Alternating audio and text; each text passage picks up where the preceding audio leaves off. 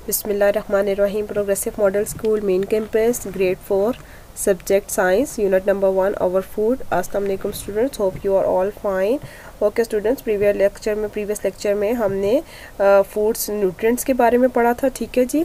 और उसके बाद हमने फूड की क्लीनिनेस के बारे में पढ़ा था, ठीक है। फूड न्यूट्रिएंट्स में हमारे पास जौन से न्यूट्रिएंट्स हैं उनमें हमने प्रोटीन के बारे में पढ़ा, फैट्स के बारे में पढ़ा, carbohydrates, vitamin and mineral, fibre and water, ठीक है जी।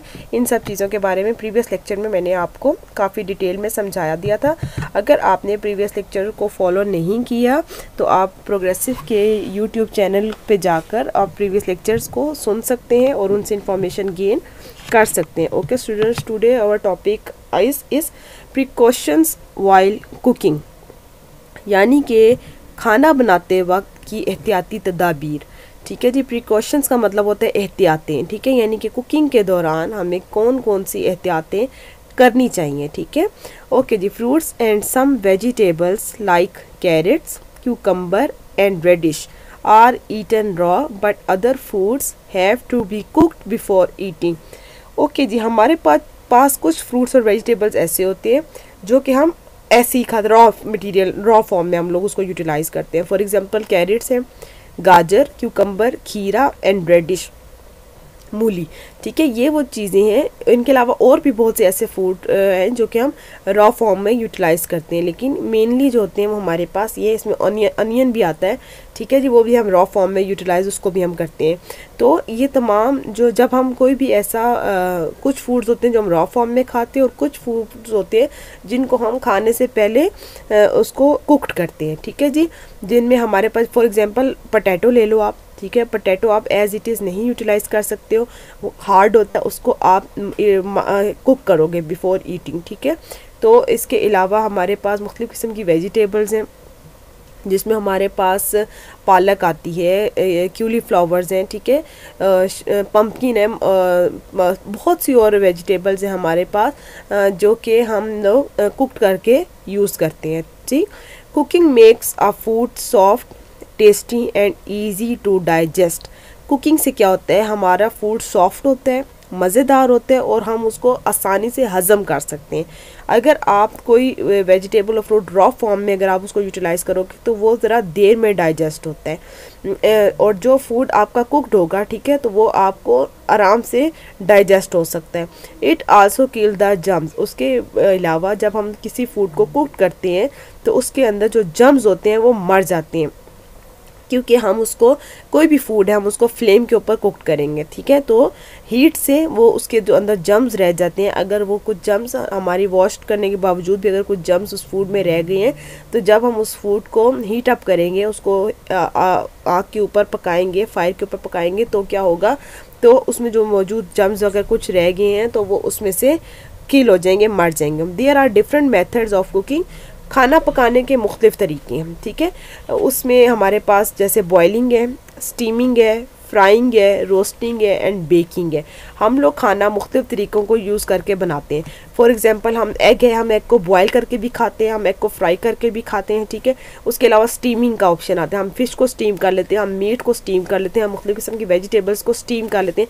स्टीम का मतलब होता है कि पानी को बॉयल करके उसकी स्टीम जो होती है, उसकी जो भाप होती है, उस पर हम फूड को कुक्ड करते हैं। उसके बाद हमारे पास एक ऑप्शन आता है फ्राइंग का। फॉर एग्जांपल आप लोग बच्चे मोस्टली घरों में फिंगर चिप्स, फ्रेंच फ्राइज बहुत शौक से खाते हैं, ठीक है। तो वो फ्राई करके हम लोग यूज़ करते हैं, ऑयल में उसको फ्राई किया जाता है। उसके अलावा चिकन है, उसको भी फ्राई करके हम यूज़ कर सकते हैं, फ़िश को फ्राई करके यूज़ किया जा सकता है, ठीक है जी। इसी तरह फिर हमारे पास आता है रोस्ट करने का ऑप्शन। फ़िश है, मीट है, कोई भी और चिकन है, इसको हम कोई भी और वेजिटेबल है उसको हम रोस्ट करके भी, यानी कि बहुत थोड़े ऑयल में हम उसको रोस्ट करते हैं, ठीक है, जिसमें ऑयल की क्वांटिटी बहुत कम होती है। देन हमारे पास आता है बेकिंग का ऑप्शन। बेकिंग में जैसे फॉर एग्जांपल आप केक्स ले लो, ठीक है, आप बेकरी आइटम ले लो, ब्रेड है, केक्स हैं, पिज़्ज़ा है, ठीक है, ये सब हम बेक्ड करके आफ्टर बेकिंग हम यूज़ करते हैं, ओके। तो इसी तरह क्या होता है कि हमारे पास ये खाना पकाने के मुख्तलिफ मेथड्स हैं, ठीक है। हमारे पास खाने को कुक करने के ये मुख्तलिफ मेथड्स हैं जिनमें बॉइलिंग आता है, स्टीमिंग आता है, फ्राइंग आता है, रोस्टिंग आता है और बेकिंग आता है। Food should not be cooked for too long. If food is overcooked, a number of useful nutrients are destroyed. कोई भी खाना है जब आप पका रहे होते हो तो इट्स मस्ट कि आप उसको बहुत ओवर कुक्ड मत करें। अगर आप खाने को बहुत देर तक कुक्ड करते रहते हैं तो उससे क्या होता है, उससे जो उस फूड के अंदर जो न्यूट्रिएंट्स होते हैं वो डिस्ट्रॉय हो जाते हैं, वो ख़त्म हो जाते हैं। ठीक है, तो आपका जो भी खाना आप कुक कर रहे हो, जो भी for example vegetables, most important, अगर आप वेजिटेबल्स को कुक कर रहे हो तो आप उनको बहुत ओवर कुक्ड मत करें। अगर आप वेजिटेबल्स को या किसी भी और फूड को, कोई मीट है कुछ भी, अगर आप उसको ओवर कुक करोगे तो क्या होगा, उसमें जो न्यूट्रिएंट्स, जो मिनरल्स, जो विटामिन्स मौजूद हैं, ठीक है, वो उसमें से ज़ाया हो जाते हैं। ओके, देन फिर हमारे पास आता है food should be cooked in just enough water. खाने को पकाने के लिए हमेशा उसमें उतना ही पानी यूज़ करें जितने में वो पक जाएगा। Extra water in cooked food also contains nutrients. If the extra water is thrown away the nutrients in it are also lost. जब हम किसी चीज़ में ज़्यादा पानी यूज़ करते हैं पकाने के लिए तो क्या होता है कि जब वो चीज़ पक तो जाती है लेकिन उसमें पानी मौजूद रह जाता है, तो हमें क्या करना पड़ता है, हमें वो पानी थ्रो कर देना पड़ता है, हम वो पानी फेंक देते हैं। तो इसका इफेक्ट होता है कि उस पानी में जो न्यूट्रिएंट्स मौजूद होते हैं, जो कि उस खुराक में शामिल होते हैं, वो उस पानी में मिलकर वो ख़त्म हो जाते हैं। जब हम उस पानी को थ्रो कर देते हैं, उस पानी को फेंक देते हैं, तो उसमें जो न्यूट्रिएंट्स मौजूद होते हैं वो भी उसके साथ बह जाते हैं। ठीक है, सो इट्स नेसेसरी कि आप कोई भी फूड जब कुक्ड कर रहे हो तो उसके अंदर उतना ही पानी डालो जिसमें वो कुक्ड हो जाए, यानी कि उसका पानी आपको इजाफी जो पानी, एक्स्ट्रा जो वाटर है, उसका आपको थ्रोन उसको ना करना पड़े। ठीक है, ताकि आपकी फूड के मुकम्मल न्यूट्रिएंट्स आप तक पहुंच जाएं। देन नेक्स्ट स्टेप हमारे पास आता है प्रिजर्वेशन ऑफ फूड। इससे पहले प्रीवियस लेक्चर में आपको मैंने क्लीनिनेस ऑफ फूड के बारे में बताया था, यानी फूड को हम क्लीन कैसे कर सकते हैं बिफोर ईटिंग। ठीक है, देन फिर इस लेक्चर में, इससे पहले मैंने आपको प्रिकॉशंस के बारे में बताया कि वाइल कुकिंग, खाना पकाने के दौरान वो कौन कौन सी एहतियातें हैं जो आपको करनी चाहिए। नेक्स्ट हम पढ़ेंगे प्रिजर्वेशन ऑफ फूड, यानी खुराक को महफूज करना, खुराक की हिफाजत करना। प्रिजर्व का मतलब होता है किसी चीज़ को महफूज करके रख लेना। तो यहाँ पे हम पढ़ेंगे कि फूड की प्रिजर्वेशन से क्या मुराद है। Food gets spoiled if it is kept for a long time. अगर आप कोई भी खुराक है उसको बहुत लंबे अरसे के लिए, बहुत लॉन्ग टाइम के लिए उसको आप रखोगे तो वो ख़राब हो जाएगी। डेली लाइफ में हम ये एक्सपीरियंस करते हैं कि अगर आपने कोई भी फॉर एग्जांपल वेजिटेबल बनाई है और उसको अगर आप ऐसे ही विदाउट एनी प्रिजर्वेशन आप उसको कहीं पे भी ऐसे ही रख दोगे तो क्या होगा कि 1 दिन या 2 दिन के बाद आपको उस फूड में से एक ख़ास किस्म की अजीब सी स्मेल आने लग पड़ेगी। ठीक है, इट्स मीन कि वो फूड जो है वो आपका स्पॉइल हो गया, वो आपका फूड ख़राब हो गया और that food is not be able to eat any more. ठीक है, तो क्या होगा कि इसके लिए आप इस टॉपिक में मैं आपको कुछ मेथड बताऊंगी जिसकी वजह से आप अपने फूड को प्रिजर्व कर सकते हैं। ओके जी, जब फूड ख़राब होता है तो क्या होता है, germ start growing on it. जब कोई फूड हमारा ख़राब हो जाता है तो उसके ऊपर जो है मुख्तलिफ़ किस्म के जर्म्स पैदा होना शुरू हो जाते हैं। You fell ill if you eat this type of food. आप अगर इस किस्म की खुराक या इस किस्म का खाना अगर आप खा लोगे तो उसका साइड इफ़ेक्ट क्या होगा कि आप बीमार हो सकते हो। सो इट्स नेसेसरी कि आप कोई भी स्पॉइल फूड, कोई भी ऐसा खाना जो कि ख़राब हो चुका है वो आप यूज़ मत करो। और उसके लिए क्या होता है, उसके लिए हम फूड को प्रिजर्व करने के लिए मैं आपको यहाँ पे कुछ मेथड्स बता रही हूँ। There are different methods to prevent rotting of food, this is called preservation of food. कुछ मेथड्स होते हैं जिनकी वजह से हम फूड को ख़राब होने से बचा सकते हैं। ठीक है, और ये क्या कहलाते हैं, ये प्रिजर्वेशन ऑफ फूड कहलाती हैं। Preserved food remains good for a long term. जिस फूड को हमने प्रिजर्व किया होता है इन मेथड को यूज़ करके, उसकी वजह से वो फूड ज़्यादा लॉन्ग टाइम के लिए हम अच्छा रह सकते हैं और उसको यूटिलाइज कर सकते हैं। ओके जी, different methods of preserving are freezing, canning and adding salt, sugar, vinegar और ऑयल।